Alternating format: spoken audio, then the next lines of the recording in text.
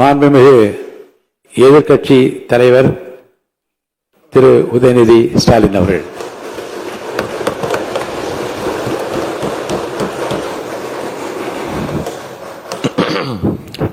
மாண்புமிகு பேரவைத் தலைவர் அவர்களே, துணைத் தலைவர் அவர்களே, முதலமைச்சர் அவர்களே,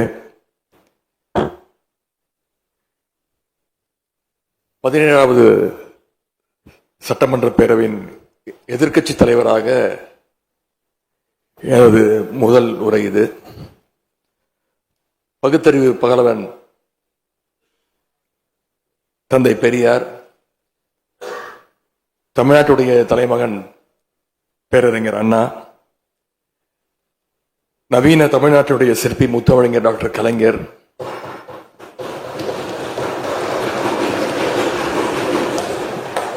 இந்தியாவுக்கே வழிகாட்டிய திராவிட மாடல் ஆட்சியை தந்த திராவிட முன்னேற்ற கழகத்துடைய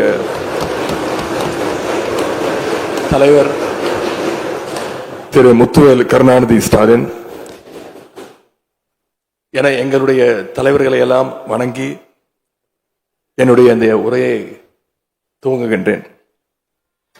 முதல்ல என்னை 2வது முறையாக தேர்ந்தெடுத்து இந்த சட்டமன்றத்திற்கு அனுப்பிய என்னுடைய சேப்பாக்கம் திருவல்லிக்கேணி தொகுதி மக்களுக்கு என்னுடைய நன்றியை நான் இங்கே தெரிவித்துக் கொள்கின்றேன். அதே போல எங்கள் தலைவர் தலைமையிலான திராவிட முன்னேற்ற கழகத்துடைய கூட்டணிக்கு 1,52,82,782 வாக்குகளை தந்த தமிழ்நாட்டு மக்களுக்கு என்னுடைய நன்றியை நான் தெரிவித்துக் கொள்கின்றேன். அதேபோல எங்களுடைய கூட்டணி சட்டமன்ற உறுப்பினருடைய வெற்றிக்காக உழைத்த திராவிட முன்னேற்ற கழகத்துடைய அனைத்து நிர்வாகிகளுக்கும், முத்தமிழறிஞர் டாக்டர் கலைஞருடைய உயிரினும் மேலான அன்பு உடன்பிறப்புகளுக்கும், தோழமை இயக்க தலைவர்களுக்கும் தொண்டர்களுக்கும் என்னுடைய நன்றியை நான் தெரிவிச்சுக்கிறேன். இந்த அவையில என் கூட நின்று எனக்கு வழிகாட்டக்கூடிய எதிர்க்கட்சி துணைத் தலைவர் அண்ணன் திரு KN நேரு அவர்களுக்கும், எங்களுடைய கொறடா அண்ணன் வேலு அவர்களுக்கும், துணை கொறடா அண்ணன் திரு கோவி செழியன், செயலாளர் அண்ணன் திரு தங்கம் தென்னரசு, பொருளாளர் அண்ணன் திரு MRK பன்னீர்செல்வம் ஆகியோருக்கும், கழக சட்டமன்ற உறுப்பினர்களுக்கும் என்னுடைய நன்றியை நான் தெரிவிச்சுக்கிறேன். சட்டமன்றத்தில் நேற்று நாம அத்தனை பேரும் பதவி பிரமாணம் செஞ்சுக்கிட்டோம். அதன் பின்பு இன்னைக்கு முதல் நடவடிக்கையா பேரவைத் தலைவரை இன்றைக்கு தேர்ந்தெடுத்திருக்கிறோம். வரலாற்று சிறப்புமிக்க இந்த சட்டப்பேரவையில மாண்புமிகு பேரவைத் தலைவராக தேர்ந்தெடுக்கப்பட்டிருக்கக்கூடிய உங்களுக்கும், துணைத் தலைவராக தேர்வு செய்யப்பட்டிருக்கக்கூடிய திரு ரவிசங்கர் அவர்களுக்கும் எங்களுடைய தலைவர் சார்பாகவும் கழக சட்டமன்ற உறுப்பினர்கள் சார்பாகவும் மீண்டும் என்னுடைய வாழ்த்துக்களை நான் தெரிவிச்சுக்கிறேன். மாண்புமிகு பேரவைத் தலைவர் அவர்களே, இங்கே ஏற்கனவே எல்லாரும் குறிப்பிட்டது போல நானும் கேள்விப்பட்டிருக்கேன். நீங்க எப்பொழுதுமே சிரித்த முகத்துக்கு சொந்தக்காரர்னு கேள்விப்பட்டிருக்கிறேன். அது மட்டும் இல்ல, எல்லோருடையும் மிகுந்த அன்போடு பழகக்கூடியவர் அப்படின்னு பலர் சொல்லி நான் கேள்விப்பட்டிருக்கிறேன். இதே சட்டப்பேரவையில் 1980ஆம் ஆண்டு தேர்தலையும் 2011 சட்டமன்ற தேர்தலையும் நீங்க வெற்றி பெற்று ஒரு சிறந்த சட்டமன்ற உறுப்பினராக நீங்க பணியாற்றி இருக்கிறீங்க. எனவே பேரவையுடைய மரபுகளும் விதிகளும் உங்களுக்கு புதுசு கிடையாது. நீங்க தேர்ந்தெடுக்கப்பட்ட இப்பொழுது சேர்த்து 3 முறையும் ஆளுங்கட்சி உறுப்பினரா சட்டமன்றத்துக்குள்ள நீங்க வந்திருக்கிறீங்க. இந்த முறை எதிர்க்கட்சிகளையும் அரவணைச்சு செயல்படுகின்ற ஒரு பேரவைத் தலைவரா நீங்க பொறுப்பேற்றிருக்கிறீங்க. அந்த பொறுப்புல ரொம்ப சிறப்பா நடுநிலைமையோடு செயல்படுவீங்க அப்படிங்கறதா எங்க அத்தனை பேருடைய எதிர்பார்ப்பு. அதே போல ஒரு எளிய பின்னணியிலிருந்து வந்த முதன்முறையாக சட்டமன்ற உறுப்பினராக பொறுப்பேற்றிருக்கக்கூடிய, மக்களால் தேர்ந்தெடுக்கப்பட்டிருக்கக்கூடிய திரு மாண்புமிகு ரவிக்குமார் அவர்கள் பேரவையினுடைய துணைத் தலைவராக உங்களுக்கு உறுதுணையாக இருந்து இந்த அவையை வழிநடத்துவார் அப்படின்னு நாங்கள் அத்தனை பேரும் நம்புறோம்.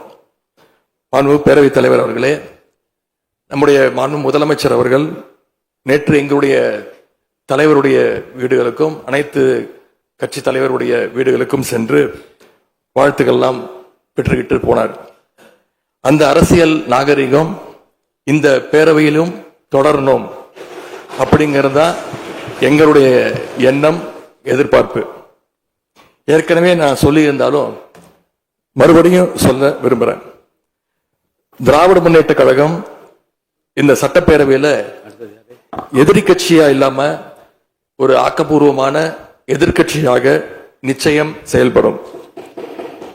எங்க தலைவர் அவர்கள் சொன்ன மாதிரி திராவிட முன்னேற்ற கழகம் என்னைக்குமே ஒரு ஆக்க சக்தி தான்.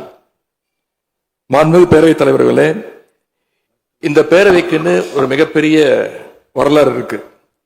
இன்னைக்கு இந்தியாவில் பண்பாட்டு ரீதியாகவும் பொருளாதார ரீதியாகவும் தமிழ்நாடு சிறப்பா முன்னேறி இருக்கு. அப்படின்னா இந்த பேரவையில் நடந்த விவாதங்கள், எடுக்கப்பட்ட முடிவுகள், இயற்றப்பட்ட சட்டங்கள், நிறைவேற்றப்பட்ட தீர்மானங்கள், இதெல்லாம் தான் ஒரு காரணம்.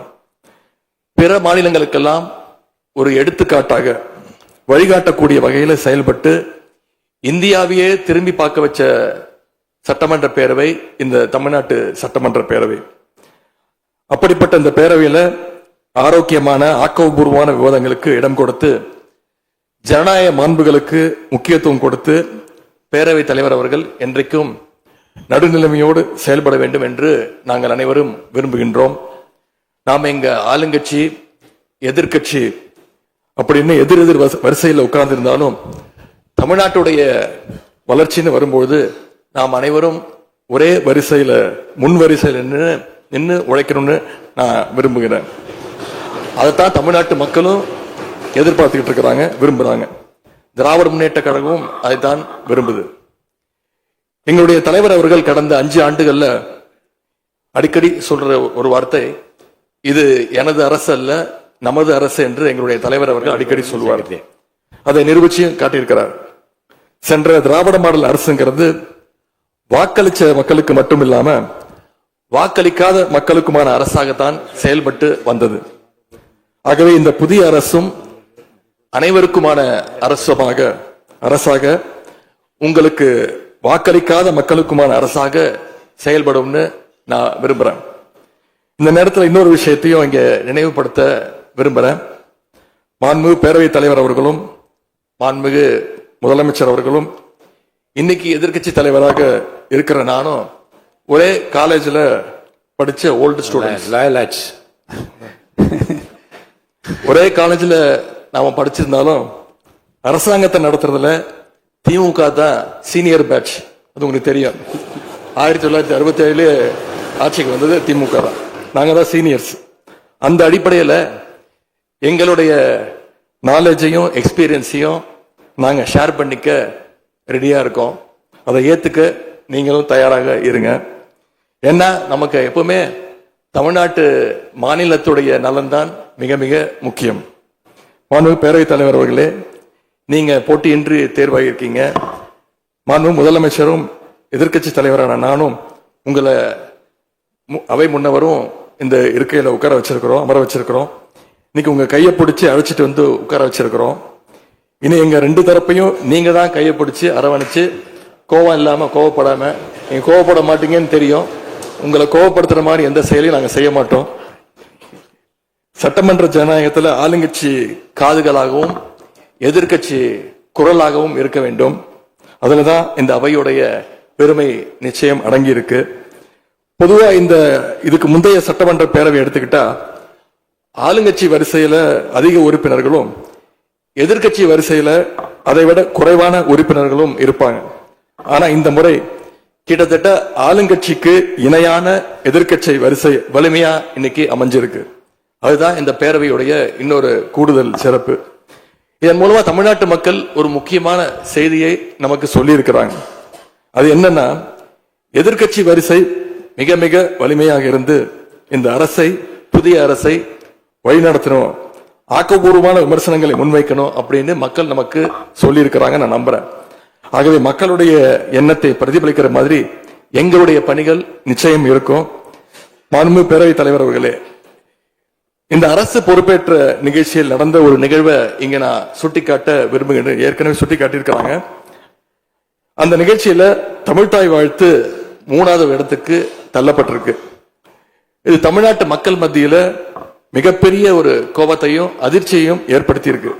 அதை எதிர்கட்சிகள் எல்லோரும் விமர்சிச்சிருக்கிறோம். அதுக்கு ஆளுங்கட்சியும் ஒரு விளக்கத்தையும் கொடுத்திருக்கிறாங்க, நானும் பார்த்தேன்.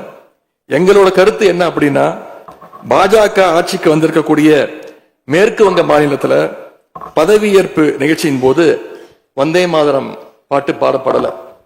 ஆனா இங்க தமிழ்நாட்டுல அது பாடப்பட்டிருக்கு. மேற்கு வங்கத்துல இன்னைக்கு யாரு ஆளுநரா போய் உட்கார்ந்துருக்காங்க அப்படின்னு உங்க அத்தனை பேருக்கு தெரியும், நான் சொல்ல வேண்டிய அவசியம் இல்லை. அவர் இங்க ஆளுநரா இருந்தப்போ தமிழ்நாடு சட்டமன்ற பேரவையில தமிழ்தாய் வாழ்த்துக்கு முன்னாடி தேசிய கீதம் பாடணும்னு பேரவையினுடைய மரபையே மாத்த சொன்னவர் தான் இன்னைக்கு மேற்கு வங்கத்துல ஆளுநரா இருக்கிறார். அதை நாங்க உறுதியா, எங்களுடைய தலைவர் அப்போதைய முதலமைச்சர் உறுதியா மறுத்தார். அதனால 2023ஆம் ஆண்டு முதல் தொடர்ந்து 3 வருஷம் அவர் பேரவையிலிருந்து வெளிநடப்பு செஞ்சுட்டு போன காட்சிகளை எல்லாம் நீங்களும் பார்த்திருப்பீங்க. இதன் மூலமா நாங்க சொல்ல வர்றது, அடுத்து விரைவிலேயே இந்த பேரவையில ஆளுநர் உரை நிகழ்த்த இருக்கிறார். ஆகவே ஏற்கனவே உங்களுடைய அரசினுடைய பதவியேற்பு விழாவில் நடந்த அந்த சம்பவம், அந்த தவறு மீண்டும் இந்த பேரவையில நடப்பதற்கு நீங்க அனுமதிக்க கூடாது, நாங்கள் அனுமதிக்க மாட்டோம். பேரவையில் மட்டுமல்ல, தமிழ்நாட்டில் நடக்கக்கூடிய எந்த நிகழ்ச்சியாக இருந்தாலும் சரி, அரசு நிகழ்ச்சியாக இருந்தாலும் சரி, எந்த நிகழ்ச்சியாக இருந்தாலும் சரி, தமிழ்தாய் வாழ்த்து என்றைக்கும் 2வது இடத்திற்கு நாம தள்ளி போக விடக்கூடாது. இந்த அரசு அதற்கு அனுமதிக்க கூடாது என்று நான் இங்கே கேட்டுக்கொள்கின்றேன். ரொம்ப விழிப்போடு இருந்து நம்முடைய உரிமையை, மரபை பாதுகாக்கணும்னு உங்களை எல்லாம் வலியுறுத்தி நான் கேட்டுக்கொள்கின்றேன். மாண்பு பேரவைத் தலைவர் அவர்களே, வண்டிக்கு பிரேக் எப்படியோ, ஒரு காலைக்கு மூக்கலாங்கயிறு எப்படியோ, அப்படிதான் ஆளுங்கட்சிக்கு எதிர்கட்சி அப்படின்னு பேரறிஞர் அண்ணா அவர்கள் நமக்கு சொல்லியிருக்கிறார். ஆகவே பேரறிஞர் அண்ணா சொன்ன வழியில ஆளுங்கட்சியினுடைய செயல்பாட்டை உற்று நோக்கி உங்களுடைய நிறைகளை, குறைகளை சுட்டு காட்டுகின்ற ஒரு ஆக்கப்பூர்வமான எதிர்கட்சியாக நாங்கள் நிச்சயமாக செயல்படுவோம். இந்த அவைக்கு புதியவங்க, ஃபர்ஸ்ட் டைம் எம்எல்ஏஸ் நிறைய பேர் வந்திருக்கிறீங்க, அதுல மிகுந்த மகிழ்ச்சி. அதே போல ரொம்ப வருடங்களுக்கு பிறகு நிறைய பெண் சட்டமன்ற உறுப்பினர்கள் இங்க இடம்பெற்றிருக்கிறீங்க, அதுல எங்களுக்கு கூடுதல் மகிழ்ச்சி. அத்தனை பேருக்கும் மீண்டும் என்னுடைய வாழ்த்துக்கள். தமிழ்நாட்டுடைய உரிமைகளுக்காகவும் வளர்ச்சிக்காகவும் நாம எல்லாரும் சேர்ந்து ஒன்னா பயணிப்போம். எது எப்படி ஆனாலும் திராவிட இயக்கத்தினுடைய அடிப்படை கொள்கைப்படி எல்லோருக்கும் எல்லாம் கிடைக்கிறதை உறுதி செய்கின்ற வகையில எதிர்கட்சி வரிசையில இருந்து நாங்கள் நிச்சயம் செயல்படுவோம். நடந்து முடிந்த தேர்தலில் ஆட்சி அமைப்பதற்கான பெரும்பான்மையை ஆளுங்கட்சிக்கு மக்கள் வழங்காமல் போனாலும் திராவிட முன்னேற்ற கழகத்துடைய தலைமையில் தேர்தலை சந்திச்சு வென்ற தோழமை இயக்க சட்டமன்ற உறுப்பினருடைய ஆதரவோடு ஆட்சி அமைத்திருக்கக்கூடிய புதிய அரசிற்கும் மாண்பு முதலமைச்சர் அவர்களுக்கும் என்னுடைய வாழ்த்துக்களை நான் மீண்டும் தெரிவித்துக் கொள்கின்றேன். மாண்புமிகு பேரவைத் தலைவர் அவர்களுக்கும் பேரவை துணைத் தலைவர் அவர்களுக்கும் என்னுடைய நன்றி. உங்களுடைய பணிகள் சிறக்கட்டும். மீண்டும் என்னுடைய வாழ்த்துக்களை தெரிவித்துக் கொள்கிறேன். நன்றி, வணக்கம். வெல்க தமிழ், வாழ்க தமிழ்நாடு. மக்களை பிரிக்கும் சனாதானம் நிச்சயம் ஒழிக்கப்பட வேண்டும். நன்றி, வணக்கம்.